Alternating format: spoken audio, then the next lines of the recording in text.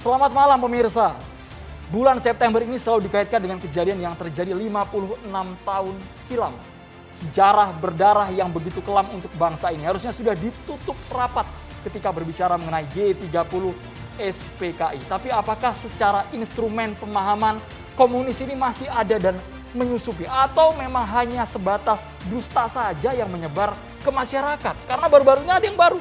Diorama yang terletak di Museum Dharma Bakti Kostra Jakarta dibongkar. Alasannya sudah jelas, sudah clear, tapi ini sempat menjadi polemik dan viral.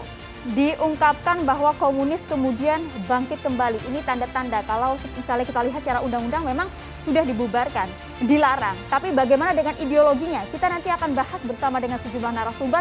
Tapi seperti biasa di segmen awal catatan demokrasi kita akan hadirkan terlebih dahulu beberapa berita yang menjadi perbincangan akhir-akhir ini, yaitu baru saja kemarin Senin 27 September 2021 ada aksi massa demonstrasi yang kemudian dilakukan oleh BEM-SI, yaitu Badan Eksekutif Mahasiswa Seluruh Indonesia, yang melakukan aksinya di depan Gedung Merah Putih KPK, bahkan sempat bentrok juga dengan petugas kepolisian. Apa yang mereka lakukan, apa yang mereka tuntut? Mereka menuntut untuk pembatalan, pemecatan. Ada 57 anggota KPK yang kemudian akan dipecat bahasanya pada 30 September 2021 besok. Termasuk juga di dalamnya adalah penyidik senior KPK. Ini merupakan gambaran demo pada hari Senin kemarin ketika Badan Eksekutif Mahasiswa mengatasnamakan Aliansi BEM seluruh Indonesia. Mereka membela untuk menyelamatkan 57 pegawai KPK yang saat ini statusnya sudah dipecat, baik itu dari aparatur sipil negara dan bukan lagi menjadi bagian dari KPK. Ketika demo ini terjadi, ada sekitar 600 personil yang menghadang. Kita berharap aspirasi silahkan dituangkan, silahkan disampaikan. Tapi paling tidak harus bisa berlangsung secara tertib. Apalagi ini mahasiswa, julukannya agen perubahan. Meskipun alasannya adalah sebelumnya sudah sempat mengirim surat ke Presiden Joko Widodo, ini adalah bentuk respon dari aksi diam Presiden. Tapi sekali lagi hal-hal seperti itu tidak kemudian dianjurkan. Kita ada informasi juga yang menarik juga, Andro, pada hari ini mengenai hak interpelasi untuk Anies Baswedan yang akhirnya secara quorum 7 fraksi menolak dan ingin membawa kasus ini ke ranah yang lebih tinggi. Mereka menginginkan agar Ketua DPRD DKI Jakarta diusut seperti itu. Mereka melaporkan Prasetyo Edy ke Badan Kehormatan. Ya, hari ini suasananya jauh sekali dari prediksi sebelumnya yang disinyalir Anies akan datang, ternyata tidak sama sekali, Maria ya. Ini adalah penundaan yang kedua, bahkan kemudian yang datang hanya sedikit, sekitar 30-an, yaitu dari fraksi PDIP dan juga PSI. Sementara seharusnya agar kemudian hak interpelasi ini dapat berjalan, paling tidak ada 50% plus 1 orang. Betul. Di anggota DPRD. Itu suasana di Jakarta. Kita beranjak ke Sulawesi Selatan. Ini kejadian beberapa hari yang lalu, pemirsa, ketika cukup ada gempar juga mimbar Masjid Raya Makassar, Sulawesi Selatan yang dibakar di bagian belakang. Bukan hanya mimbarnya saja yang terbakar, tapi juga ada mushaf Al-Quran yang lokasinya dekat dengan mimbar hangus terbakar oleh orang yang katanya sakit hati dengan pengurus masjid. Awalnya mengatakan iseng, kemudian sakit hati karena pada saat beristirahat di dalam Masjid Raya Makassar kemudian diminta untuk meninggalkan masjid. Rasa sakit hati itu kemudian membuat dirinya membakar dan saat ini mendapatkan ganjarannya, tapi pihak kepolisian masih terus melakukan penyelidikan lebih dalam kan. Betul, polisi DMI turun tangan dan menganjurkan masyarakat agar tidak terprovokasi, khususnya yang berada di Sulawesi Selatan, karena kejadian ini langsung diusut tuntas, pelaku juga sudah diringkus, Maria ya. Iya, dan saat ini pihak kepolisian juga masih melakukan tes kejiwaan, kemudian juga dilengkapi dengan tes urin, apakah kemudian memang pada saat membakar mimbar masjid yang kalau dipikir secara nalar memang tidak masuk akal, Andro. Apakah memang ini di bawah obat-obatan terlarang atau tidak, ini masih diselidiki oleh pihak polisi. Tindakan amoral sama sekali. Ini juga situasinya masih di masjid, ada telinga seorang muazin yang nyaris putus, pemirsa, karena disayat oleh jemaahnya sendiri. Ini sempat terjadi cekcok seperti itu, saling tuduh, yang jemaahnya menuduh, Anda jangan sok suci, Anda juga pernah narkoba. Tuduhan-tuduhan yang tidak berdasar seperti itu. Bahkan MUI setempat turun tangan.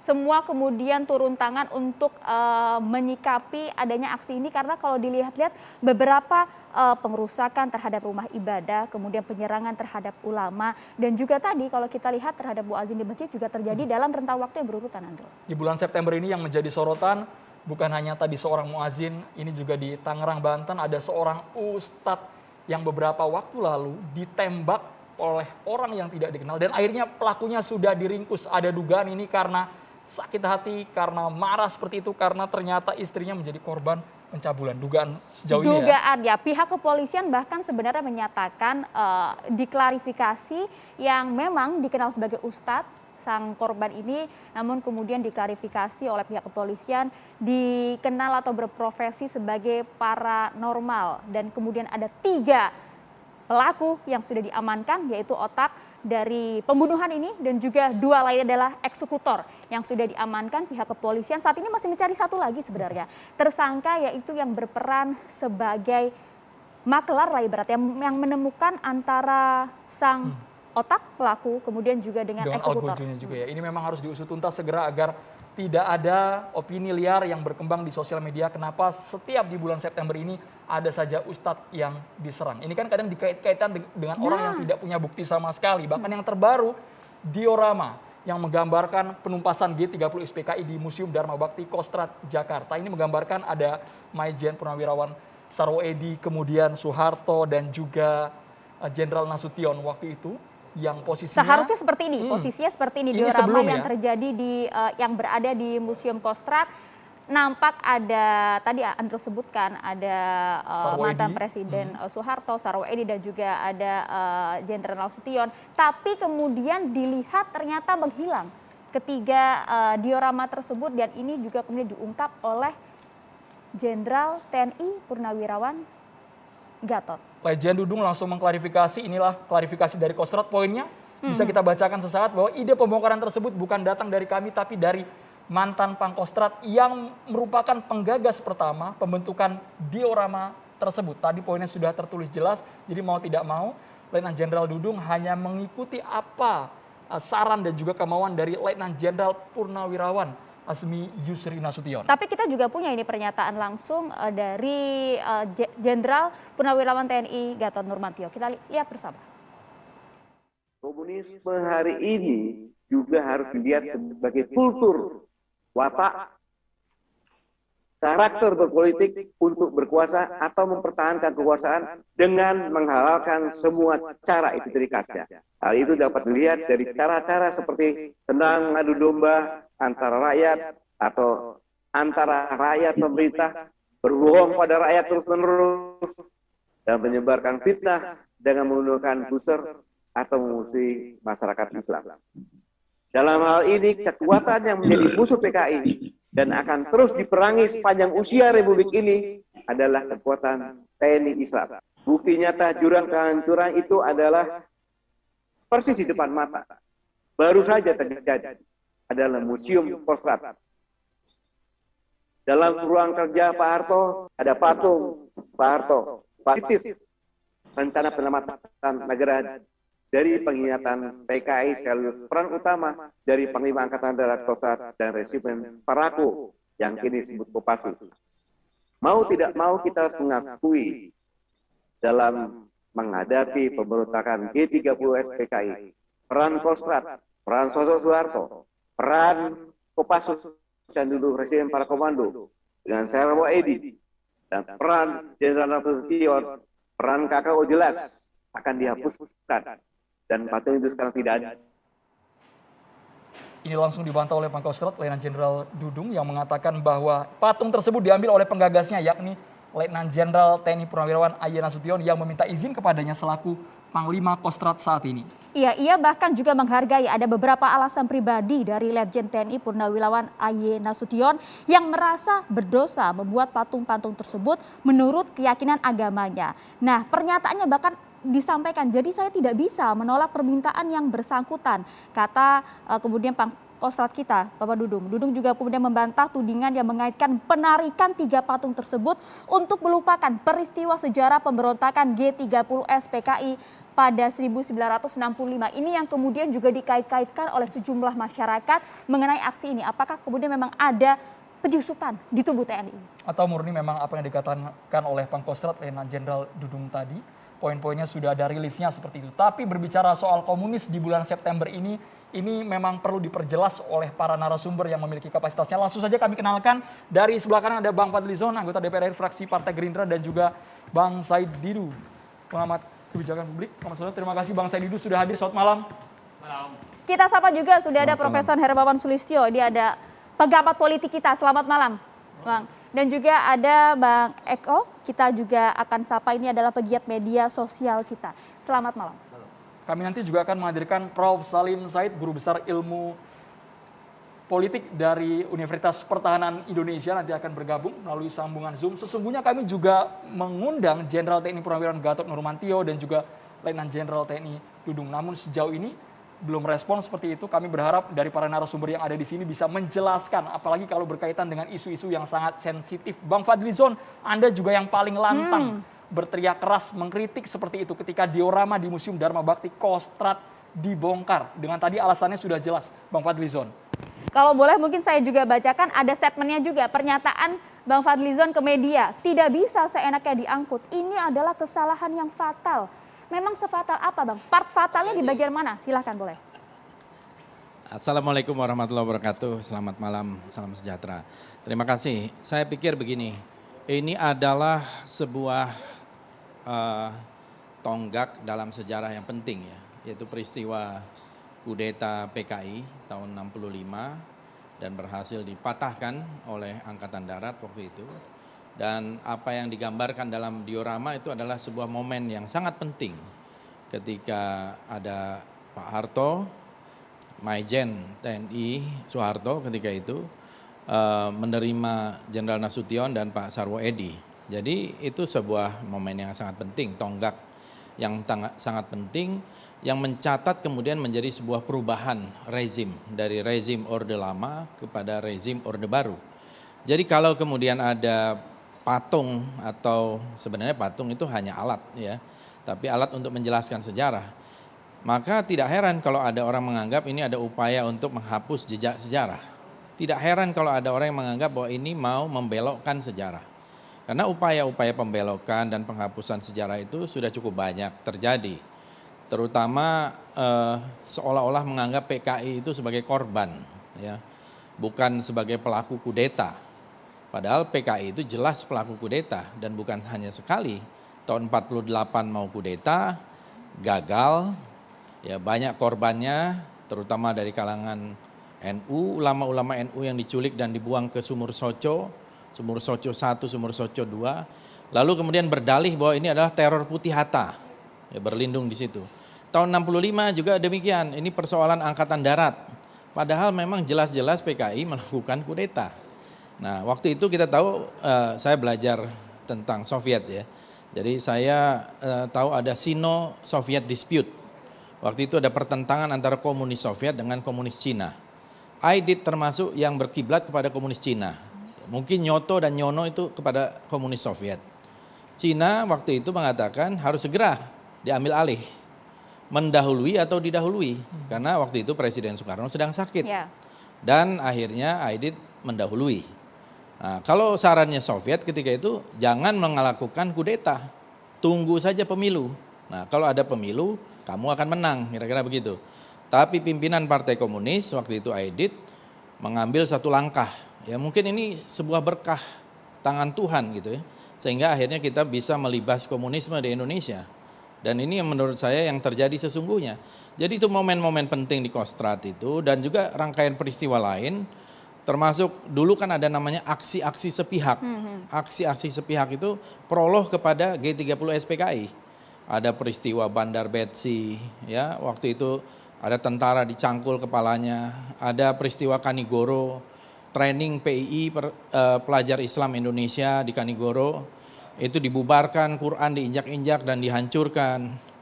Belum lagi prolog-prolog lainnya yang terlalu banyak untuk disebutkan. Tapi dalam kasus diorama kan kenapa Bang Fadli terpikirkan untuk mengatakan membelokkan sejarah? Tadi sudah diklarifikasi, sudah dari penggagasnya. Bang. Iya, kan saya katakan orang bisa bertanya seperti itu, apalagi ada momentumnya. Ya. Dan momentumnya kemudian ini ada aksi-aksi kok kembali misalnya imam-imam masjid, ya, ada suasana yang membuat memori kolektif orang itu bangkit kembali. Kok suasananya kayak begini ya? Oke, baik. Walaupun saya belum lahir, tapi saya sebagai seorang sejarawan, saya membaca semua itu, tidak mengherankan kalau kemudian orang bertanya bahwa komunisme ini bisa bangkit lagi. Wajar-wajar saja menurut Anda? Wajar-wajar saja. Mungkin bukan dalam konteks formal, tetapi dalam konteks sejarah berusaha untuk membelokkan dan menghapuskannya. Oke, baik. Prof. Kiki, Anda sepakat mengenai hal ini? Yang sepakat yang mana? Yang mana? Karena Fadlizon ngomongnya banyak gitu. Membelokkan sejarah, ada kaitannya dengan PKI? Sejarah itu selalu menjadi milik pemenang pertarungan politik. Ya. Jadi sejarah mainstream gitu.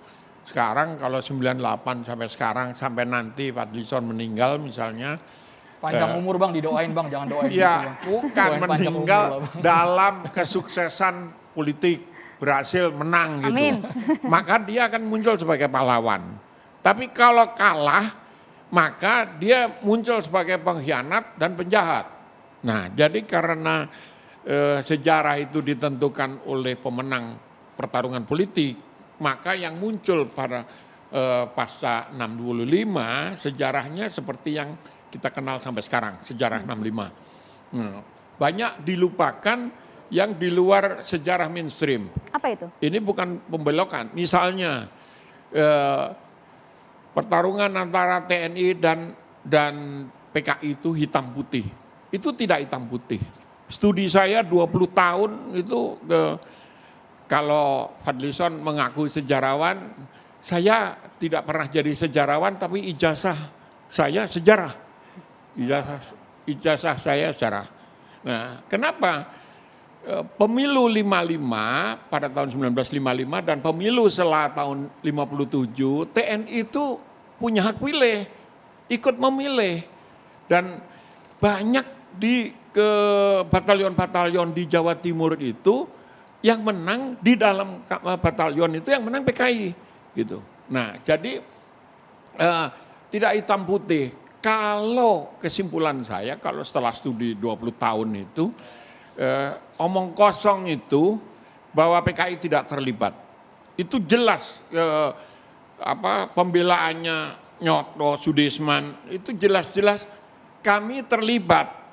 Ya, tapi hukum kami jangan dihukum partainya, itu permintaan mereka. Dan mereka merujuk pada PSI, Partai Sosialis Indonesia yang dianggap berkhianat, kemudian Syahrir dibuang ke Eropa, tapi partainya tidak dibubarkan. Jadi mereka menuntut. Sorry, PSI dibubarkan tahun 60. Iya, tetapi itu masih hidup gitu. Nah, PSI dan Masyumi dibubarkan melalui penetapan presiden tahun 60. Sebentar, oke, saya salah itu. Tetapi pembelaannya Sudirman dan Nyoto itu jelas-jelas hukum kami, jangan dihukum partainya gitu. Nah, itu semua bukti sangat jelas mereka terlibat. Oke Prof, tapi kalau Mereka kita kembali terlibat. mengenai kasus diorama di Museum Kostrad ini, Nah. Anda sepakat tidak bahwa ini ada pembelokan sejarah? Karena kalau mungkin ini Sejarah tidak itu nggak ada yang diungkap, belok-belok. Kalau tidak Sejarah diungkap itu nggak ada yang tahu, Prof. tergantung tafsir kita. Saya berikan contoh padanan ya. Ada Smithsonian Institutions di Amerika itu ada replikanya Enola Gay, bom atom yang diterjunkan di Hiroshima Nagasaki. Dulu itu pilotnya itu dianggap sebagai pahlawan perang dunia karena menghentikan perang dunia. Tetapi sekarang itu nggak ada, kosong. Karena apa? Muncul gerakan yang bilang bahwa bom itu membunuh perempuan dan anak-anak. Jadi dia bukan pahlawan perang dunia kedua, tapi penjahat perang dunia kedua. Jadi karena kontroversi itu maka dicabut. Nah, yang jadi persoalan adalah sejarah mainstream sekarang ini ya seperti yang kita kenal tentang tahun 65, seperti yang diceritakan Fadlizon tadi gitu. Jadi ya nggak aneh kalau kemudian ribut ketika dicopot, tapi kalau Coba aja PKI menang waktu itu, pasti sejarahnya akan berbeda. Tapi kan kalau soal Akan G30 berbeda. PKI bukti otentik sudah jelas, saksi hidup anak para pahlawan revolusi masih ada.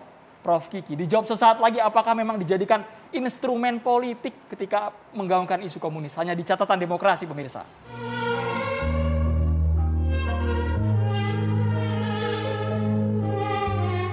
Ini berarti sudah ada penyusupan di dalam tubuh TNI.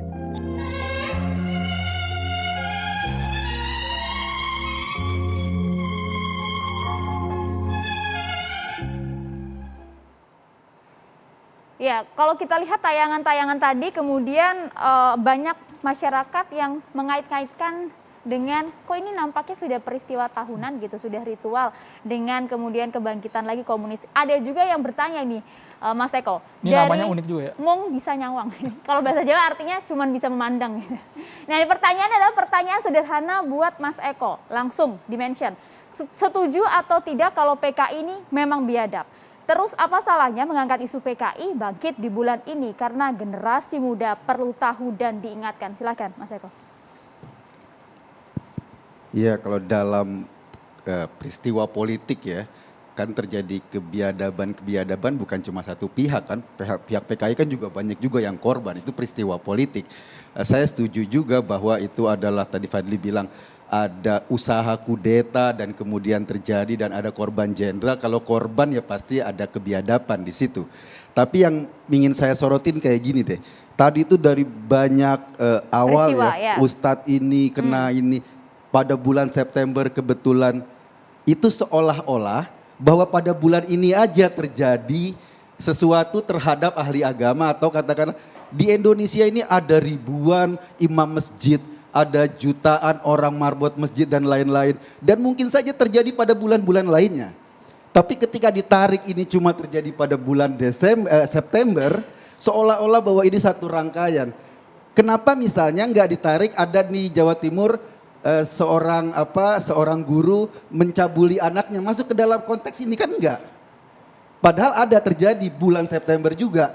Artinya apa? Artinya kita kan seolah-olah pingin menstempel bahwa ini semua terjadi karena ada PKI. Padahal menurut saya nggak ada hubungannya. Coba cari berita pada bulan Januari berapa banyak katakanlah imam masjid yang terkena kejahatan. Banyaknya sama dengan mungkin bulan September. Kalau diorama itu kan sudah dijelaskan tadi. Penggagasnya yang minta ditarik. Karena mungkin penggagasnya merasa terhadap keyakinan agamanya nggak boleh lah bikin patung dan lain-lain. Itu udah jelas sekali informasinya. Yang penting atau kalau mau cari kebenaran, tanya dong sama mantan Pangkostrat. Dia yang mau narik kok. Apakah dia menarik itu karena untuk seperti Fadli bilang membelokkan sejarah? Konfirmasinya ke sana gitu loh. Kan ini kan alasan pribadi, alasannya simpel menurut saya. Baik, Bang Said sudah jelas Bang alasannya Bang. Kalau penggagas yang minta ya harusnya diikutin saja. Saya mencoba mengikuti semua dengan baik pernyataan dari penjelasan Pangkostrat. Tapi saya ini sebenarnya birokrat yang paham bagaimana mengelola aset negara. Jadi saya katakan ini ada 3 pelanggaran yang kemungkinan terjadi dari pembongkaran diorama tersebut. Pertama adalah pidana penghilangan aset negara. Pidana. Nanti saya jelaskan. Yang kedua pidana terhadap kelalaian menjaga aset negara. Itu pidana. Ya Pak Kiki tahu kalau kita di peneliti tabung reaksi pecah 1 itu harus dilaporkan tabung reaksi. Kita pejabat datang ceramah di suatu tempat dapat plakat itu nggak boleh dibawa pulang karena itu aset negara. Yang ketiga pelanggaran tata kelola pemerintahan yang baik. Nah saya ingin jelaskan pelanggaran pidana menghilangkan aset negara. Ini kita tidak tahu patung ini sumber dananya dari mana. Kalau dari APBN pasti aset negara, oke? Kalau dia hilangkan itu pasti pidana. Kalau dapat dari sumbangan dan atas nama institusi orang menyumbang, maka itu juga aset negara, bukan asetnya Letjen Aye Nasution. Kalau duit pribadinya Aye Nasution, duit pribadinya dia, dan sudah dicatat sebagai aset museum, maka itu juga aset negara. Nah, jadi menurut saya ini harus dicari Letjen Aye Nasution menjelaskan uangnya dari mana. Kalau aset negara, maka Letjen Aye Nasution tercantum pidana penghilangan aset negara. Jadi saya pikir itu harus dikelirkan supaya jangan terulang di kemudian hari ada pendapat seseorang tidak setuju sesuatu dan dia datang minta dibongkar, padahal itu aset negara. Oke, itu bahaya sekali. Meskipun ini penggagas punya hak sepenuhnya karena dia yang punya pertama kali. Tidak bisa, karena ide sebagai pejabat bukan pribadi. Oke? Jadi saya punya ide, saya punya juga bangunan-bangunan. Di lab biotek saya itu saya ada lambang, tahu-tahu saya nanti, oh salah tuh, saya membongkar. Padahal itu aset negara, saya kena, nggak boleh. Yang kedua, pelanggaran kelalaian menjaga aset negara. Penjaga aset negara adalah pimpinan lembaga yang menguasai itu. Jadi kalau ada orang yang mengambil aset negara, dalam hal ini Pangkostrat sekarang, dia harus melindungi. Tidak boleh, malah apalagi mengizinkan. Jadi kalau terbukti nanti bahwa ini aset negara, maka Pangkostrat kena. Kenapa Anda izinkan orang mengambil aset negara? Oke, nah yang kedua, kelalaian, yang kedua itu melanggar. Nah, kelalaian dalam hal siapa tahu ini sudah masuk situs sejarah karena sudah museum nasional. Itu perlindungannya lebih tinggi lagi karena menghilangkan situs. Bahayanya Mas Kiki pasti takut. Saya tuh menakutkan kalau ini dibiarkan itu akan terjadi. Orang tidak setuju patungnya Bung Karno suatu saat. Pada itu ini bongkar aku yang bangun kok. Nah itu bisa hilang semua. Jadi saya berharap. Nah tadi pelanggaran good governance sangat menarik bahwa ada pendapat pribadi seseorang menjadi keputusan lembaga. Coba bayangkan pendapat pribadi pensiunan mantan Pangkostrat yang dijadikan landasan untuk menghapuskan sesuatu. Bahwa pertentangan sejarahnya boleh diperdebatkan, tapi menghapuskan itu harus keputusan institusi. Nah, institusinya kalau itu TNI minimal bahwa didapatkan di tingkat Angkatan Darat, TNI. Kalau itu di Museum Nasional maka minimal diputuskan oleh Kemendikbud, bukan keputusan Pangkostrat pribadi. Nah, jadi sangat bahaya kalau tafsiran pribadi digunakan untuk menjadi keputusan lembaga atau pemerintah. Itu saya pikir peristiwa ini bukan hanya Nah, yang keempat itu adalah penghilangan sejarah, situs sejarah. Nah, jadi saya pikir ini sangat serius bagi saya, Pak. Sangat serius, sangat serius karena kalau ini berlanjut maka bisa hilang semua. Lepaskan pro kontra dulu, Pak ya. Hilang semua hanya karena pendapat pribadi seseorang. Terus itu dibiarkan dan diputuskan oleh pimpinan lembaganya mengizinkan orang itu. Coba bayangkan, Mas Kiki, kita pensiunan dari lembaga peneliti, kita nggak setuju, tahu anak buah kita jadi, aku nggak setuju itu, tolong bongkar. Kan bolehkah saya duduk sebagai pensiunan mempengaruhi lembaga? Kan nggak boleh. Itu saya pikir. Kita juga perlu dengar ini bagaimana pendapat dari Profesor Salim Said, ini guru besar Universitas Pertahanan. Kita sapa dulu. Assalamualaikum, selamat malam. Profesor Salim Said. Waalaikumsalam. Ya, Prof tadi sudah menyimak paling tidak ya, tapi kalau mengingat apa yang terjadi dengan diorama di Museum Kostrad ini, kalau menurut Anda deh, simpelnya etis atau tidak sih hal ini terjadi? Begini, sebenarnya urusan diskusi ini sudah selesai setelah Bapak Said Didu menjelaskan. Dia yang paling afdol menjelaskan karena beliau punya pengalaman, punya pengetahuan mengenai aset negara. Begini, ketika Pak Nasution Pangkostrat waktu itu membangun itu diorama, maka diorama itu sudah bukan menjadi miliknya. Itu sudah menjadi milik lembaga. Kalau itu milik lembaga, maka itu harus dijaga oleh orang yang memimpin lembaga itu pada kapan saja. Sekarang kan Pak Dudung itu yang memimpin Kostrad. Jadi seyogianya beliau tidak menyerahkan keputusan itu kepada Pak Nasution. Saya mendapat informasi itu alasan agama, katanya Pak. Ini susah nih, karena wartawan disuruh mencari Pak Nasution, menghindar terus. Mestinya ini kalau beliau menjelaskan cepat selesai urusan. Tidak perlu ada satu acara demokrasi kita malam ini. Tapi menurut cerita beliau itu sebagai orang beragama merasa bersalah karena membuat patung. Itu bisa dimengerti.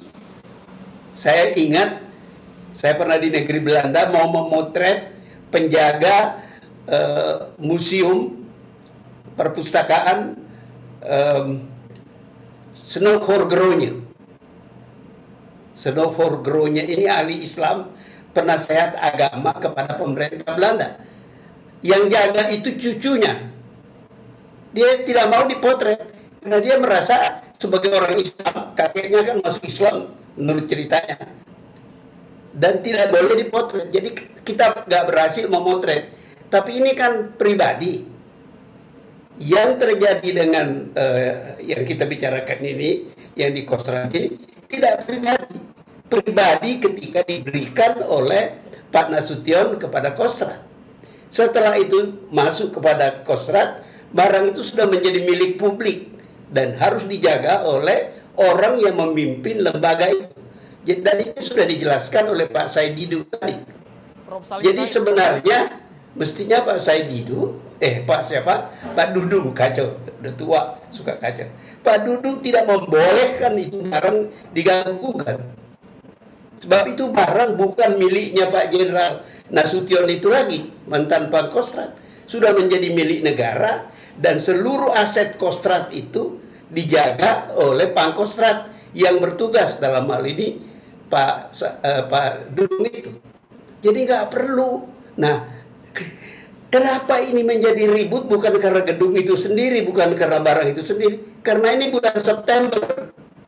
Tadi sudah dijelaskan oleh Pak siapa tadi itu. Banyak kejadian tapi tidak September. September itu kan ada makna khusus. 30 September Gestapo sekian puluh tahun yang lalu. Oke. Nah, karena ini terjadi pada bulan September, ribut bulan September, dan ketika mulai muncul di pers ada rekaman keterangan Pak Nurmantio, tidak segera dijelaskan. Ribut baru dijelaskan. Saya misalnya dari pagi tadi sudah dikejar-kejar wartawan dimintai keterangan. Saya bilang, saya tidak bisa kasih keterangan. Apa sebenarnya yang terjadi? Mestinya lebih segera diberikan penjelasan, jangan sampai ribut. Itu satu soal. Soal kedua yang menarik adalah Pak Dudung ini terkenal karena beliaulah yang pertama memasang patung Bung Karno di AMN, Akademi Militer. Kemudian diikuti oleh Prabowo, pernah jadi menantu Pak Harto, membuat patung itu patung yang sama, patung Bung Karno di Kementerian Pertahanan, dan nampaknya juga Lemhanas, begitu ya. Prabowo tidak terlalu dipersoalkan orang, apalagi tidak bulan September. Tapi ini sekarang karena soal Pak Dudung dihubung-hubungkan, beliau itu menjadi memasang patung Bung Karno di AMN Magelang, dan kabarnya beliau akan menjadi KSAD. Lalu kalau ditarik ke belakang, beliau itu adalah menantu Mayor Jenderal Ghazali, Khalid Ghazali, yang salah seorang tokoh dari Baitul Muslimin, hubungannya dengan PDIP. Jadi dicari-cari hubungannya. Apa itu benar? Wallahu a'lam bishawab. Tapi itu menjadi bahan pembicaraan orang. Sekarang ini orang suka bicara tentang Gestapo karena ini bulan September. Begitu.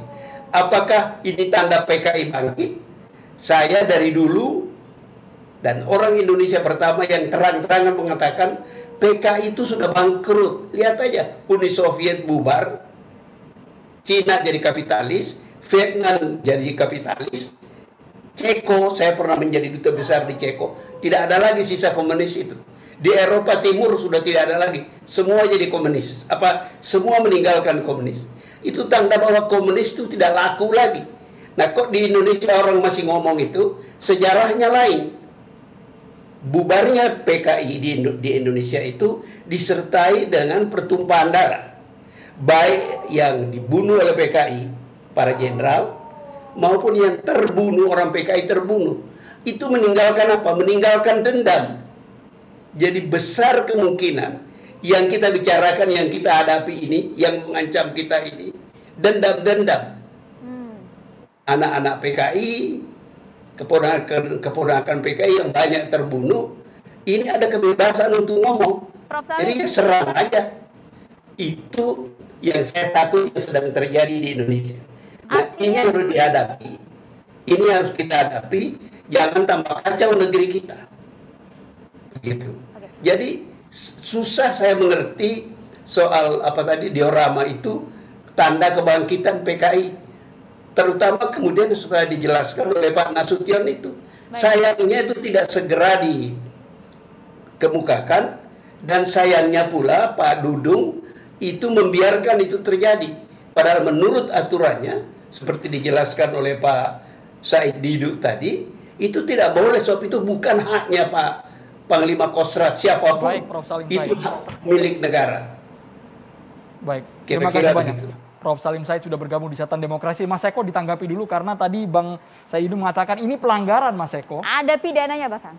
Iya, kalau saya sih simple aja. Diskusi kita akhirnya bukan kebangkitan PKI, ini soal aset negara aja kan. Kan problemnya sekarang, dari itu. Problemnya sekarang ketika ada orang mengkait-kaitkan dengan kebangkitan PKI sebuah hal yang simple. Kalau memang, dan kita belum tahu status patung itu apakah benar aset negara atau secara pribadi waktu itu Kostrad yang buat, kan kita belum tahu. Kalau itu aset negara ya bisa di tracking dengan tadi seperti yang Pak Said Didu bicarakan. Tapi kan itu berada di suatu museum yang memang menjadi aset negara. Sama kan orang pensiunan ada barangnya ketinggalan diambil lagi kan nggak masalah. Kan bisa seperti itu. Gini Mas Eko. Gitu.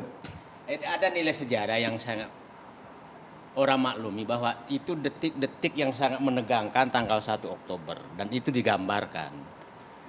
Jadi saya berpendapat orang yang setuju itu membongkar, kalau dia setuju bahwa itu peristiwa sangat penting, minimal dia mengganti. Karena udah museum. Mengganti dulu baru. Umpamanya Ayah Nasution anggaplah bukan aset negara. Ini punya saya. Tapi saya menduga bukan punya dia, yakin saya. Ada punya keyakinan. Jadi bisa saja kalau Pak Dudung menganggap itu peristiwa penting, maka sebentar dulu bos. Aku ganti dulu deh, karena ini peristiwa penting. Jadi kemungkinan besar ada dua kombinasi.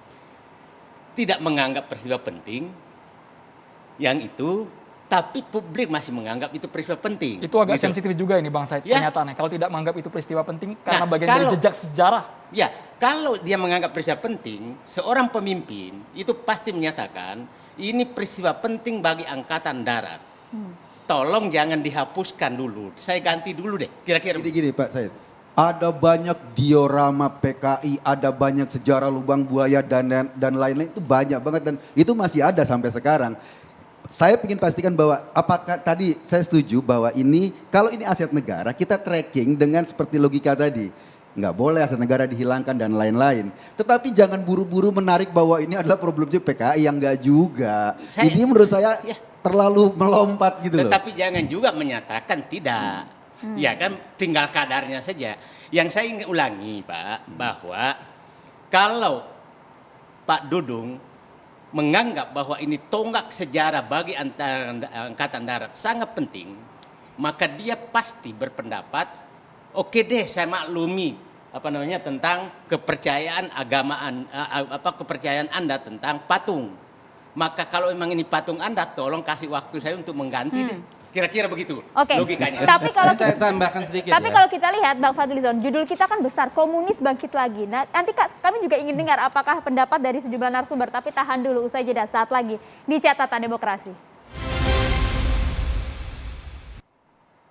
Bang Fadli ingin langsung menanggapi tadi karena Mas Eko mengatakan ya sudah, clear-nya berbicara aset negara, tapi tadi ada makna tersirat dari Bang Saididu bahwa ini bisa panjang sekali ya, alurnya. Kita kan punya undang-undang Cagar Budaya dan di dalamnya ada PP tentang museum. Salah satu dari pasal PP itu disebutkan barang museum itu bisa diangkat atau dikeluarkan kalau misalnya si pengelola museum itu sudah tidak sesuai lagi dengan visi misinya. Ada itu di ayat 1 ya, di dalam peraturan pemerintah tentang permuseuman. Jadi barang yang sudah masuk museum itu adalah end collection. Itu nggak bisa serta-merta walaupun dia punya, dia hibahkan nggak bisa diambil lagi. Itu namanya museum, beda sama galeri. Kalau galeri bolehlah diperjualbelikan, tapi kalau museum itu ada aturan mainnya. Orang sudah menghibahkan nggak bisa diambil. Ya, jadi itu jelas tidak bisa diterima. Jadi itu harus dipahami dulu. Meskipun karena alasannya keyakinan kategori agama museum tadi. Kostrad Bang itu Fadli. adalah museum itu ada dua jenis, museum khusus dan museum umum. Museum Kostrad itu masuk kategori museum khusus. Ya. Jadi mau alasannya dia yang menggagas atau nggak bisa. Itu nggak ada urusan lagi dengan pribadi. Itu sudah menjadi domain dari museum. Itu namanya end collection. Dampaknya apa? Ya dampaknya itu sebuah pelanggaran. Nah tinggal ahli hukum lah yang berbicara. Itu sebuah pelanggaran. Dan kalau dari sisi substansi, ya tadi yang saya angkat substansi, bukan persoalan hukum. Substansinya ini menurut saya membahayakan. Dan akhirnya kan bisa ada pendapat, Pak Gatot itu kan mantan Panglima TNI. Pak Gatot saja berpendapat begitu, apalagi yang lain. Karena Kostrad di dalam peristiwa itu sangat sentral. Dan dia mempunyai museum khusus. Sama dengan Kopassus waktu itu sangat sentral. Di dalam proses pergantian rezim ketika itu dalam penumpasan PKI. Itu kalau tidak ada Kostrad, ya mungkin PKI bisa menang. Bang Fadli menilai apakah ada motif khusus di balik pembongkaran itu harus ditanya diorama ini? siapa, harus segera diinvestigasi itu Pak Maijen siapa AY Nasution ya, apa Legend ya, Pak Legend AY Nasution, segera dong muncul ke permukaan. Jangan diam-diam saja. Betul nggak apa yang dikatakan oleh Pangkostrat sekarang? Supaya tidak ada kekeliruan. Nah, itu kan juga tuduhan berat. Ya, kalau misalnya memang itu atas keinginan pribadi, betulkah atas keinginan pribadi? Dan kemudian kalau betul juga itu tidak berhak. Ya, jadi ini harus terbuka, harus transparan menurut saya, supaya tidak menjadi polemik berkepanjangan. Prof Kiki harus menanggapi ini, Prof Kiki. Ya. Silakan, Prof. Apa? Ini Boleh digunakan mic-nya, Prof? ini tentang museum atau tentang substansi tadi yang Fadlison bicarakan gitu. Kalau substansi maka tadi sudah benar itu bahwa itu milik negara, itu tidak bisa dikutak-atik. Saya punya ijazah Fadlison dalam soal public history yang seperti itu. Tapi yang jadi masalah adalah kalau ada sejarah offstream, ya bikin museum tandingan gitu. Biar masyarakat tuh belajar gitu. Jangan diganti. Pada kasus Smithsonian di Amerika itu dicabut supaya orang tidak bertarung di tingkat wacana lalu menjadi instrumen politik. Yang jadi masalah adalah isu PKI itu menjadi instrumen politik. Ya pemainnya ya Fadlison lah salah satu pemain utamanya gitu. Langsung dituduh, Bang. juga sebagai penulis. Ya betul sih, kita waktu di Surabaya dia kaget ketika saya juga melaku di salah satu sudut di kursi di sana gitu. Nah kenapa? Kalau tidak begitu bangsa ini nggak pernah belajar, berkutat pada hal-hal yang pokoknya gitu. Yang jadi masalah adalah seperti yang saya sebut. Nah, tidak ada hitam putih. Tentara itu tahun 55 milih, tahun 57 pemilu setelah memilih. Yang kedua,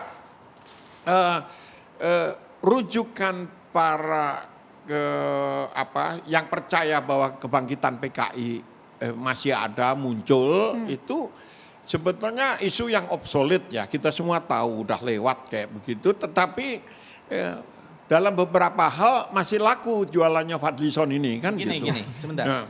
Karena kan pernyataan Pak Gatot itu udah masuk ada intervensi semacam itu ya. Kita ingat dulu habis kongres keempat atau kelima PKI tahun 54 atau 55. Itu ada hasilnya itu metode kombinasi 3 bentuk perjuangan. Satu menggarap petani, yang kedua kalangan buruh, dan yang ketiga kalangan angkatan bersenjata. Melakukan penyusupan dan infiltrasi. Di tahun 54-55 itu dalam waktu 10 tahun ternyata terjadi dan berhasil. Itu benar ya, jadi sebagai instrumen politik ya masih laku. Dan PKI memang juga X ya, menggunakan isu itu. Tiba-tiba pasca reformasi ada deklarasi PKI baru di Jogja.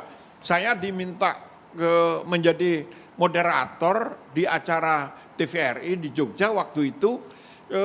berhadapan antara para pelaku lama ini dan bukan hanya berdebat, berantem. Loh, Anda mau bunuh saya waktu itu, terus itu, ya sudah kita dulu pernah saling bunuh, mari kita saling bunuh-bunuhan lagi sekarang gitu. Tapi permasalahannya banyak juga Sebetulnya masyarakat. gini, tadi Pak Fadli bilang Ya. karena Pak Gatot sebagai mantan Panglima komentar. Tapi harus diingat komentar Pak Gatot setiap September itu ya pasti ya ini. Jadi mau ada isu ini atau tidak, isu PKI Maksud naik Anda lagi. sengaja digoreng? Karena Saya kira ini selalu beda. seperti Sebentar. ini, polanya begini. Coba ya September tahun lalu ada komentar Pak Gatot. Iya, tapi Jadi, berbeda kan. Enggak harus dengan Begini, kejadian Pak ini. Gatot, Pasti Pak dalam hal ini Gatot saya bukan komentar membela. juga. Kita punya instrumen hukum yang sangat jelas. TAP MPRS nomor 25 tahun 66. Satu lagi Undang-Undang nomor 27 tahun 99. Soal keamanan negara. Yang menjadi musuh negara itu jelas disebut itu adalah komunisme. Marxisme, Leninisme, komunisme. Itu disebut secara verbatim. Tidak ada disebut yang lain-lain radikalisme dan sebagainya, itu enggak ada. Itu adalah itu, keamanan negara, musuh negara itu adalah itu. Jadi kalau kita berbicara itu dan undang-undang ini masih berlaku, TAP MPRS ini masih berlaku, ya wajar. Karena kita punya trauma yang panjang. Nazi sampai hari ini, itu tahun 44 ceritanya, malah dari tahun 39, 44 ya, puncak-puncaknya Nazi sampai 45, itu sampai sekarang coba Anda bikin. Fadlizon itu benar dalam hal itu, tetapi sebagai sejarawan dia melakukan anakronisme sejarah.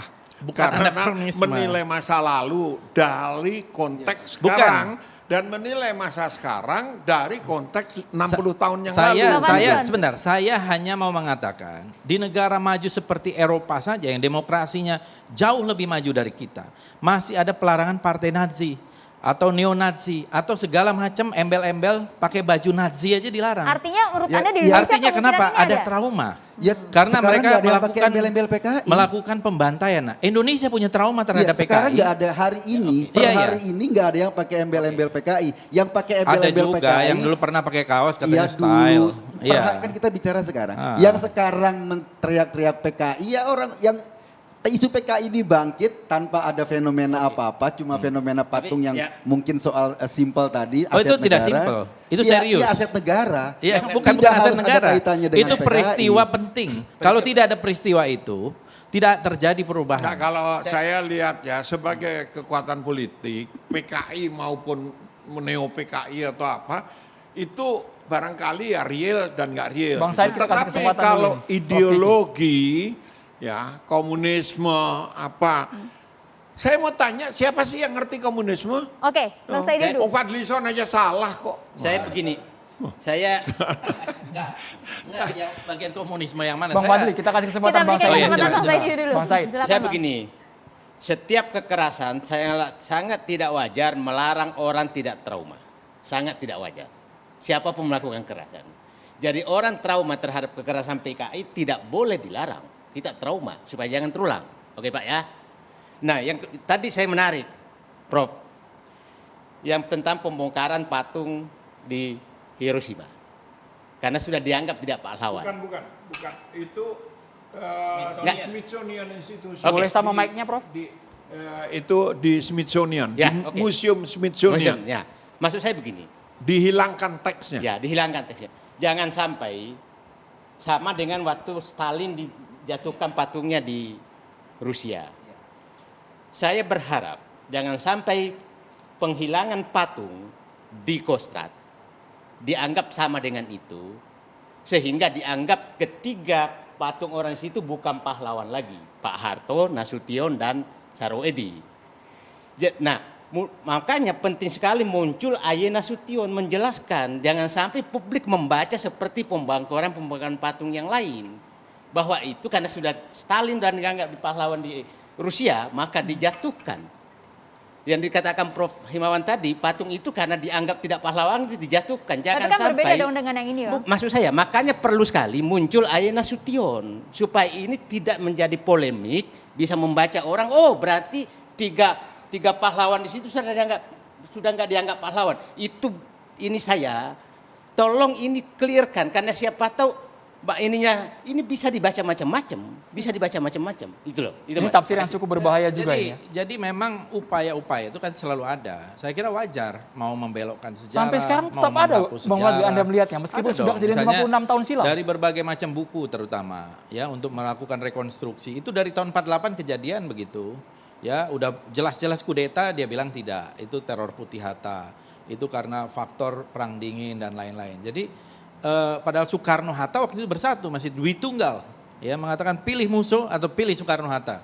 Nah, kemudian di tahun 65 juga begitu. Berusaha kembali untuk menghapus, nanti mungkin dalam wujud yang lain. Tapi cara-caranya yang dipakai, cara adu domba, cara fitnah, Itu ada hingga saat menyusup. ini? Oh, ada dong. Oke, kita nanti bahas lagi usai jeda saat lagi di Catatan Demokrasi. Mas Eko juga ingin komentar ya. Seperti udah megang mic dulu Mas Eko.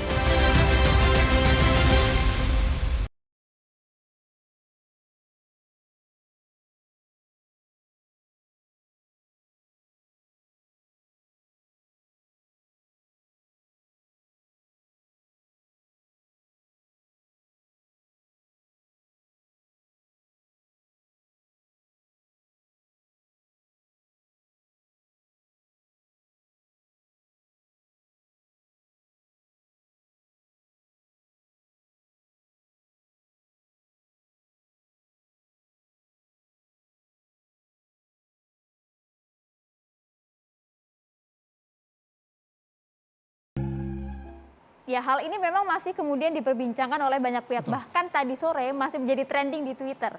Mas Eko, kalau Anda menanggapi mengenai pernyataan ini, kelompok orangnya mungkin bisa dibubarkan, tapi ideologinya tidak. Berbicara dengan Indonesia, pandangan Anda bagaimana? Ya kalau ideologi siapa yang bisa bubarin, orang adanya di kepala kan. Tetapi persoalannya gini, kita lihat fenomena aja. Nggak ada tuh fenomena yang membahayakan atau clear gitu. Ini orang PKI yang nggak ada, sampai sekarang nggak ada orang PKI yang ditangkap. Maksudnya setelah peristiwa itu ya, ke sekarang-sekarang ini. Nggak ada, tapi yang teriak-teriakan banyak. Kalau saya berasumsi ini kan cuma cara untuk tetap memelihara konstituen yang bisa ditakut-takutin kata Pak Didu tadi. Trauma lama yang terus dipelihara agar kita ini terus-menerus mengingat itu, mengingat sejarah itu dan kemudian secara politik konstituen ini tetap terikat. Tapi Bukan ingin traumanya menghilangkan wajar peran tidak? mereka, bukan ingin menghilangkan peran Enggak, mereka. kalau ini Ketiga kan, jenderal ini. kalau soal tadi patung tadi di Kostrad kita bisa lacak apakah itu aset negara atau sumbangan pribadi dan lain-lain dan sampai sekarang kan nggak clear kan? Tapi sudah begini, dijelaskan. Gitu loh. Masalahnya nggak clear sampai sekarang status patung itu. Itu gitu kan loh. cuma satu case, ada beberapa case lain. Beberapa waktu lalu, mungkin tidak tahun ini, tapi tahun lalu ada yang pakai baju. Waktu itu ada menteri yang mengatakan itu kan lifestyle. Itu fotonya itu contoh. di Vietnam. Iya, itu contoh. Iya, tapi foto orang itu di Vietnam. Boleh saja, tapi kan memakai. Enggak, foto di Vietnam wajar dan kemudian itu contoh ya. diamplifikasi di Indonesia. Kemudian cara-cara yang lain misalnya di dalam penulisan sejarah. Di dalam penulisan sejarah diberikan satu skenario variasi bisa 6 dan lain-lain. Siapa pelaku dan lain-lain. Itu diubah. Ada yang mengatakan kudeta merangkak dan lain-lain. Malah ada yang menuduh Pak Harto. Kalau sebagai sebagai dalang. sejarawan Anda Gitu ya? nggak bisa berpikir tunggal gitu. Sejarah kan Oh bukan, tadi kita kan banyak berdasarkan perspektif. fakta. Justru Gitu loh. justru berdasarkan dokumen, berdasarkan fakta dan saya pelajari semua data dan fakta yang ada itu. Sehingga kalau menurut saya misalnya apa yang digambarkan di dalam film G30 SPKI yang akan disiarkan oleh TV One tanggal 30 besok ini, itu sebagian besar benar. Ya mungkin sebagian besar. Ada Ya, yang salah juga kan? 99% menurut saya. Iya, ada yang salah juga tapi kan. Tapi sebagai mungkin sebuah- ada biasa kalau dalam film dramatisasi, ada dialog yang tidak itu namanya film. Tapi semua gambaran itu bahwa PKI kudeta, sekarang saya tanya Anda percaya nggak bahwa PKI itu kudeta? Itu fakta sejarah. Ah, berarti Anda percaya kan? Itu fakta sejarah. Enggak, artinya Anda percaya? Itu fakta sejarah Ya. bahwa tadi kudeta seperti dikatakan oleh Pak Ya Hermawan itu dulu. ada Mulai dari situ konflik dulu. politik di situ. Artinya, itu fakta sejarah. tahun 48 melakukan kudeta, tahun 65 melakukan kudeta, dan sampai tahun 68 sebetulnya ada perjuangan Pertanyaannya bersenjata. simpel, buat apa sesuatu yang sudah lewat itu? Ini buat mengingatkan. Kenapa Anda nggak berpikir bahwa bangsa ini harus bersatu sehingga kita harus rekonsiliasi? Justru, Kenapa terus-menerus itu yang salah diangkat? satu cara-cara PKI itu adalah mengadu domba. Nah yang sekarang ini terjadi Yang ini banyak adu teriak-teriak PKI domba. kan Anda. Enggak, Orang lain bukan. nggak ada yang teriak. Cara-cara. Iya. Dari dulu fitnah, cara-cara keji ya, di bidang kesusastraan, di bidang-bidang seni rupa, di bidang-bidang lain semua, di bidang akademis, itu cara-cara yang dilakukan. Bahkan Pramudia Nantatur tahun 64 mengatakan ini adalah tahun pembabatan total. Yang tidak setuju dengan realisme sosialis misalnya itu harus disingkirkan sebagai kontra revolusioner. Jadi ini kita mengingat supaya jangan terulang lagi. Tahun 2021 masih relevan Bang Fadli. Iya, Jadi ini kita tahun sebagai 2021 pengingat, loh. sebagai pengingat, loh kita percaya kadang-kadang ideologi itu tidak mati. Ada fakta-fakta di negara-negara lain mati, ada juga yang masih hidup, ada Korea Utara, ada Kuba, ada yang lain-lain. Walaupun miskin semua. Dan memang ideologi komunis itu gagal total. Oh, iya? Itu bukan sama rata sama rasa, sama-sama miskin semua. Negara komunis itu miskin semua. Tapi kita harus waspada untuk menghapus jejak sejarah, dendam sejarah, muncul dalam bentuk-bentuk lain, cara-caranya adu Jadi gini, Bang domba Fadli. dan sebagainya. Jadi ini pelajaran sejarah karena itulah kita harus mengetahui masa lalu supaya jangan terulang. Iya, tapi tidak harus diglorifikasi terus-menerus. Dalam artian maksud saya gini, tidak harus masyarakat ini dibuat seperti ada hantu yang ketakutan padahal nggak ada kenyataannya. Itu loh, pada kita harus lihat konteks sekarang. Masih ada. Di mana? Ya kemarin saja orang yang mau membunuh Ustadz itu, Enggak, saya Ustadz komunis. yang mana? Ustadz yang mana? Yang Itu Caniago. cuma ada, beritanya itu cuma ada di satu media, medianya afiliasinya jelas kemana. Di Cuma- di nggak semua media, media. Itu dia Kejadian mengatakan semua saya media, komunis, Mas dia Eko. bilang begitu. Enggak, berita Iya kan? saya komunis itu cuma ada di satu media, fakta terkini. Beberapa Tidak media, pernah Bang. terbantahkan Gitu. kok. Saya Itu contoh aja. Saya bukan ahli sejarah, tapi berpendapat bahwa komunis sudah mati, mungkin ekonomi komunis yang mati. Cara mengelola ekonominya, tapi ideologinya tidak mati. Kalau partai komunis masih hidup. Ya, masih hidup. Jadi ada dua menurut saya pilar ya. Cara mengelola negara secara komunis dan cara mengelola ekonomi secara komunis, ya kan? Nah, yang mati itu cara mengelola ekonomi secara komunis. Tapi cara mengelola negara, Prof. Sulis Pak, masih banyak yang komunis. Cina masih komunis, Rusia masih komunis. Jadi menyatakan Indonesia? Nah, itu yang dihindari karena karena ini kan yang ditakuti di Indonesia itu melakukan lagi cara-cara. Kenapa Bapak-bapak harus ini ada takut? pertanyaan dari Pak. masyarakat, kita harus wadahi. Pertanyaan dari Wong Jeffrey, bulan September apa-apa dihubungkan dengan PKI. Jangan mau dibodohi dong. Yuk merubah paradigma berpikir yang logik. Masalah urgent sekarang ini adalah rakyat makin susah hidupnya dan pemerintah tak boleh diem-diem baik terhadap hal itu karena kriminalitas bisa meningkat. Bu Fadli? Iya, menurut saya itu benar sekali. Kita harus berpijak kepada realitas sekarang. Dan realitas sekarang itu memang masyarakat semuanya susah, ya, terutama di bidang ekonomi di tengah pandemi Jadi dan jangan seterusnya. dikit-dikit dihubungkan dong dengan PKI dengan bulan September. Ada kalanya kita, bukan ada kalanya, harus selalu kita waspada. Ini kan yang selalu selama beberapa tahun terakhir ini seolah-olah yang menjadi musuh negara ini Islam. Seolah-olah ya, radikalisme, terorisme dan sebagainya. Jangan lupa Islam selalu baik dan membela kepentingan nasional, kepentingan negara. Yang mau kudeta yang mendirikan negara komunis itu namanya Partai Komunis Indonesia, itu PKI.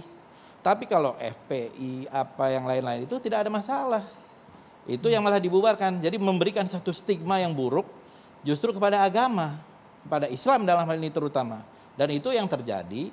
Aksi-aksi kepada imam masjid, mana ada sih? Ada orang berani melakukan upaya penusukan kepada Syekh Ali Jaber tempo hari dan sekarang terulang apalagi di bulan September. Apa itu ceritanya? Kan orang boleh melihat bahwa ini adalah namanya provokasi. Ya, provokasi. Kok berani-beraninya memprovokasi? Siapa di belakang mereka? Siapa dalangnya gitu loh. Mas Eko. Ya ini seperti saya katakan tadi, saya amat yakin dari jutaan orang yang berprofesi jadi imam masjid, jadi marbot, jadi penceramah dan lain-lain, pada bulan-bulan lain dari jutaan orang itu juga Nggak usah pada mungkin bulannya, saja. nggak usah pada bulannya. Enggak, karena Tapi Anda yang berapa memframe kasus? ini bahwa Berapa ini, kasus? iya, Kepada Syekh kasus Ali Jaber? apa? Kasus apa? Ya, kasus upaya penyerangan terhadap para ulama yang para mana? imam masjid. Kemarin itu yang ulama Para di ustadz. Banten itu karena kasus cemburu, istrinya digoda sama kepada Syekh itu, Ali Jaber, Anda kepada memframing itu. Ustadz Enggak, Caniago. Terus apa hubungannya sama PKI? Ya enggak ada. Orang boleh melihat bahwa kok ada orang berani menyerang kepada tokoh-tokoh agama di saat seperti sekarang. Dari dulu. Ya Artinya dari gini. dulu tuh di zaman PKI adanya. Oh bukan. Enggak ada Artinya contohnya bahwa di zaman lain. tokoh Enggak, di agama zaman yang banyak begini itu loh, Anda melakukan bisa- asosiasi. Mhm. Di zaman komunis dulu yang diserang itu tokoh-tokoh Islam, ulama-ulama NU, bahkan mereka diculik. Sekarang ada penyerangan-penyerangan gitu, boleh dong orang berasosiasi. Oh enggak, karena Anda Kenapa? memframingnya bahwa ini terjadi karena PKI. Mungkin saja Loh, kejahatan biasa. cara-cara PKI itu kan jelas. Enggak, mungkin aja kriminalitas biasa. Iya, Dan tapi kenyataannya begitu. itu orang juga boleh berpendapat bahwa itu cara-cara PKI. Tapi- Dan ada satu Tapi orang yang fakta mengatakan bahwa polisi itu mengatakan itu kriminalitas biasa. Ya polisi selalu mengatakan Ya, bahwa Anda itu kan- orang gila. Anda berasumsi Itu orang dengan gila, asumsi kan? Anda sendiri harusnya lihat Bukan, fakta dong. itu fakta. Itu fakta. Faktanya di mana? Faktanya ada Fak- penyerangan. Sekarang ada penyerangan tidak? Penyerangan tapi Faktanya kriminalitas ada biasa. penyerangan tidak? Kriminalitas biasa. Dan Masalahnya menurut di mana? Anda wajar? Ya kalau kriminalitas Anda menurut biasa Anda wajar? terjadi di kapanpun tidak harus ada Ya, hubungannya Anda dengan menurut Anda PKI. wajar? Menyerang seorang imam itu wajar? Kalau itu kriminalitas biasa nggak ada hubungannya dengan Dan PKI. berulang-ulang, wajar nggak itu? Kalau itu kriminalitas biasa, Jadi Anda menganggap wajar? bukannya wajar. Kalau itu kriminalitas biasa, Anda nggak bisa menarik bahwa itu ada hubungannya dengan PKI. Itu yang Yang jadi bilang masalah. berhubungan dengan PKI apa? Ini sama dengan keadaan ketika itu. Nggak sama. Jadi ada Ya, hubungannya sama. tidak sih Bang Fadli? Gitu. Loh, bisa saja ada hubungannya dan Faktanya- orang boleh berasosiasi. Gini, kan gini. Kenapa tidak bersahabat? Kenapa yang diserang berasosiasi justru? kan Anda. Loh bukan. Anda yang Bukan saya. berasosiasi. Mestinya gini. Begini, Pak Anda Gatot tuh- saja dalam kasus itu berasosiasi. Anda itu di Komisi 1, kalau berasosiasi panggil Kapolri, panggil apa, tanyain. Oke. Itu fungsi Anda Oh, sebagai bukan. wakil Ini kok rakyat. jangan Jangan bawa- mengembangkan isu kemana-mana. Bukan sehingga rakyat mengembangkan isu ini diprovokasi. berdebat secara ilmiah, Anda Itu bisa loh. ngerti ilmiah nggak? Datanya Iya. apa? Dan kita justru mau melihat bahwa ini ada persamaan peristiwa sebelum G30 Itu asumsi PKI. Anda. Memang asumsi. Iya. Tetapi asumsi itu Kalau kuat. untuk menguji asumsi itu Anda sebagai wakil Karena rakyat, ada fakta. panggil. Faktanya secara hukum itu adalah kriminalitas biasa. Itu Itu secara kata hukum. Anda. Orang boleh berpendapat lain. Oh enggak dong. Gitu loh. Lihat dong, dicek di polisi. Lihat faktanya di masjid-masjid apa segala macam. Oh, orang enggak. pada ketakutan. Anda mengasumsikan. Iya, Kalau memang Anda mau asumsi. bicara Kita fakta, dengarkan Anda bagaimana bicara pendapat fakta. dari Bang Berdasarkan Saidi. fakta. Fakta yang mana? Tapi Winnie, Fakta. Aduh, ini Baik, Bang berulang-ulang Fadli, ya. Mas Eko Kita ditarik, berikan kita dengarkan Faktanya Bang Saidi adalah dulu. fakta yang jelas ada penyerangan dan berkali-kali. Iya, dan Oke, itu kita ini yang dengarkan harusnya dulu. Kita kasih dihentikan. kesempatan Iya. dulu Bang Saidi dulu, silakan. lepas dari siapapun, pelaku penyerangan tokoh agama pun adalah orang biadab. Itu pendapat saya. Jadi kalau ada orang membenarkan itu, saya tidak tahu akal sehatnya kemana. Makasih. Baik, Prof. Hermawan ingin menanggapi secara singkat. Saya tidak mau melakukan anakronisme sejarah ya. Anakronisme sejarah itu melihat masa lalu dengan konteks sekarang. Atau sebaliknya, melihat situasi sekarang dengan konteks masa lalu. Tetapi fakta longitudinal menjelang tahun 65 itu sudah 10 tahun. Studi saya selama 10 tahun, konflik itu setiap minggu makan korban. Jadi nggak bisa dibaca hanya pada tahun 65 saja, itu dari tahun 55, bahkan 51 sejak kebangkitan PKI munculnya Pandawa 5 itu. Nah, kalau strategi dianggap itu strategi komunisme atau strategi PKI, itu kan sebetulnya strategi umum, pecah belah, isu, intrik, itu juga semua pemain politik melakukan itu gitu.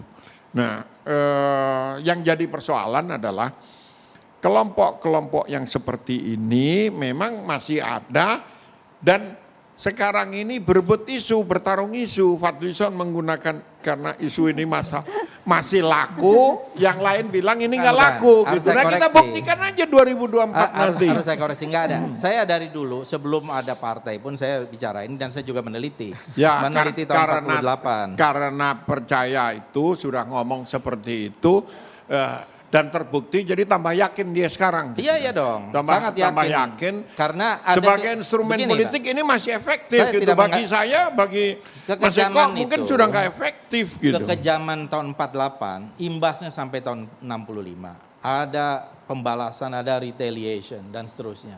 Kemudian dendam sejarah itu terus berlanjut. Kita tidak ingin itu. Kita ingin ada semacam rekonsiliasi dan Tapi tidak kalau dibangkit-bangkitkan lagi, dendam ini muncul lagi sampai nanti karena gitu ada loh. Yang upaya jadi masalah kan pembelokan begitu. sejarah, Baik. ada Oke. upaya penghapusan sejarah, itu masalahnya. Bagi Anda, bagi yang Iya. lain ini upaya pelurusan sejarah. Jadi Disitulah bertarung kemudian terus kita gitu. hidup untuk berdebat, untuk beradu argumentasi, Jadi jangan beradu berdebat, data. kita lanjutkan lagi usai jeda saat lagi di Ya. Catatan Demokrasi. Saat ini kami sudah kehadiran Kiai Syarif Rahmat. Terima kasih banyak. Assalamualaikum Pak Kiai. Assalamualaikum Pak Kiai. Warahmatullahi wabarakatuh. Nah, kita akan langsung berikan kesempatan kepada narasumber, ada yang ingin bertanya, silahkan langsung saja to the point pertanyaannya. Bang Saididu, silahkan. Pak Kiai, ini pembongkaran diorama itu alasannya adalah karena keyakinan yang punya ide bahwa ini tidak sesuai dengan keyakinan dia bahwa patung itu adalah tidak baik bagi keyakinannya. Pertanyaan saya, apakah tafsiran pribadi kan ini tafsirannya terhadap agama kan ada membolehkan dan tidak membolehkan sampai sekarang pemahaman saya.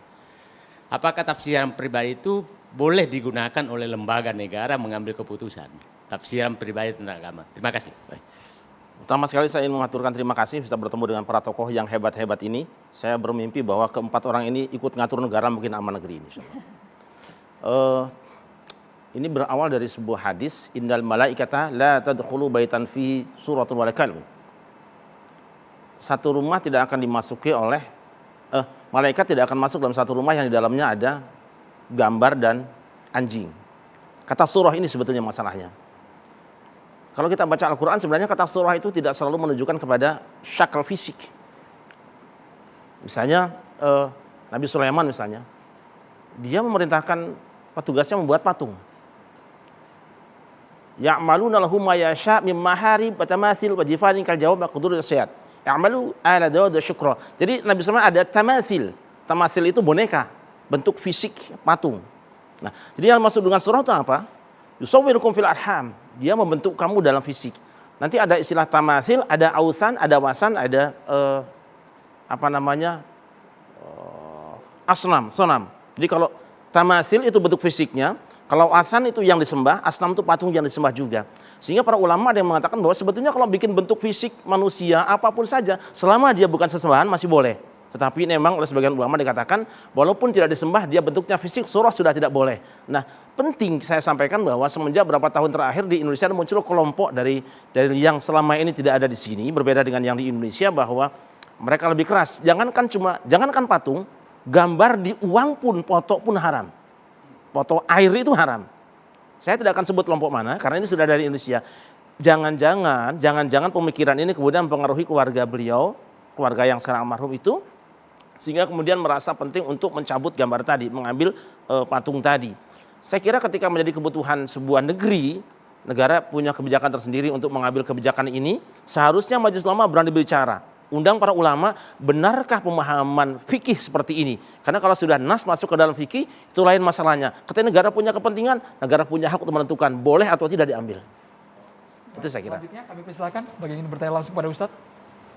Pak Kiai merujuk pada fakta sejarah, kan kita pernah punya sejarah kelam kan, zaman lalu yang melibatkan ada ideologi komunis dan kebanyakan juga mereka sama-sama mengaku sebagai muslim kan, yang komunis juga ada yang beragama Islam. Nah, ini fakta sejarah yang tadi ada trauma-trauma, tapi kan ke depan kita perlu lebih adem nih. Kira-kira seperti apa yang harusnya kita jalani dalam konteks melihat fakta sejarah dan kita jalan ke depan biar lebih adem, Kiai? Orang Islam tentu mengenal seorang tokoh yang disebut dengan Fir'aun hadhil ummah. Fir'aunnya umat ini yaitu Abu Jahal. Dia orang yang sangat bengis, matinya pun musuh Islam. Dia punya seorang anak namanya Ikrimah. Nah, yang tadinya sebetulnya Ikrimah itu tidak terlalu benci dengan Rasulullah, tapi kebenciannya itu terbawa oleh orang tuanya. Ketika orang tuanya terbunuh, bencinya itu karena membunuhnya. Perang Khandaq dia datang. Hampir semua perang dia datangnya untuk membunuh Rasulullah. Sampai pada akhirnya ketika terjadi Futuh Makkah. Kalau bahasa sekarang mungkin kemerdekaan atau reformasi lah. Si Ikrimah ini karena terdesak kemudian lari ke Yaman, tapi istrinya Ummu Habibah itu sangat bijaksana. Dia menghadap Rasulullah, Rasul mohon maaf, jika berkenan maafkan suami saya. Dia telah berbuat banyak musuhi engkau dan bercita-cita bunuh engkau. Sekarang engkau sudah menang, kalau berkenan maafkan suami saya. Mungkin ada harapan baik untuk dia. Rasul mengatakan, panggillah suamimu, aku tunggu. Ikrimah yang sudah di Yaman itu diberitahu istrinya, kemudian Rasul kumpul dengan sahabatnya dan mengatakan, para sahabatku, sebentar lagi anak musuh gerotan kita semua, yaitu Ikrimah, akan datang ke sini dengan istrinya. dia insya Allah akan bersyahadat. Tolong kalian terima dia, jangan sebut-sebut keburukan ayahnya. Sebab kalau kau sebut keburukan ayahnya, sebetulnya ayahnya sudah mati tidak mendengar apa-apa, tapi menyakiti anaknya yang masih hidup. Ketika Ikrimah datang, disambut oleh Rasul dengan ramah tamah, dia seketika mengucapkan 2 kalimat syahadat, dan sejak saat itu dia ikrarkan, semua pengorbanan harta yang dulu pernah kuhabiskan untuk musuhi engkau, saat ini sejumlah itu pula akan kupergunakan untuk membela engkau. Saya ingin satu saja keterangan Al-Quran yang mengingatkan kita semua, ketika sebuah umat sudah rukun, yaitu ada seorang Sas bin Kais menyaksikan Aus dan Khazraj, 2 kelompok kaum yang selama ini berperang bertikai. Ketika Rasul datang kemudian rukun, melihat mereka rukun, ada yang tidak senang, yaitu orang Yahudi. Lalu mereka memancing-mancing supaya menceritakan keburukan yang lalu. Kamu kan dulu pernah perang, dijelekkanlah 2, akhirnya hampir terjadi adu domba kembali, hampir perang kembali. Untung Rasul mendengar, turun firman Allah, wa'tasimu bihablillahi jami'an wa la tafarraqu wadhkuru ni'matallahi 'alaikum id kuntum a'da'an fa'alafa baina qulubikum fa asbahtum bi ni'mati ikhwana wa kuntum 'ala syafa hufratin minan nar fa anqadhakum minha kadzalika yubayyinu lakum ayatihi la'allakum tahtadun. Berpegang teguh kamu semua kepada tali Allah, jangan bercerai-berai. Ingatlah ketika kamu dulu saling bermusuhan, lalu Allah jinakan di antara kamu semua, sehingga kamu yang hampir masuk jurang neraka, kemudian kamu diselamatkan. Saya kira saya potong kalimatnya, saya ingin peristiwa yang lalu jangan dilupakan, tetapi jangan pula kita kemudian mengatakan sesuatu yang mungkin akan menyinggung perasaan di antara anak cucu yang pernah bertikai. Kita bukan lembaran yang akan datang. Terima kasih banyak Kiai Haji Syarif Rahmat sudah hadir di Catatan Demokrasi, Prof. Hermawan, Mas Eko Kuntadi. Terima kasih juga Bang Saidi dan juga Bang Fadlizon. Itu tadi akhir dari Catatan Demokrasi. Kali ini kita berjumpa lagi di Catatan Demokrasi minggu depan. Kami berdua pamit, saya Maria Segaf. Dan saya Andromeda Merkuri. Terima kasih, selamat malam. Sampai jumpa.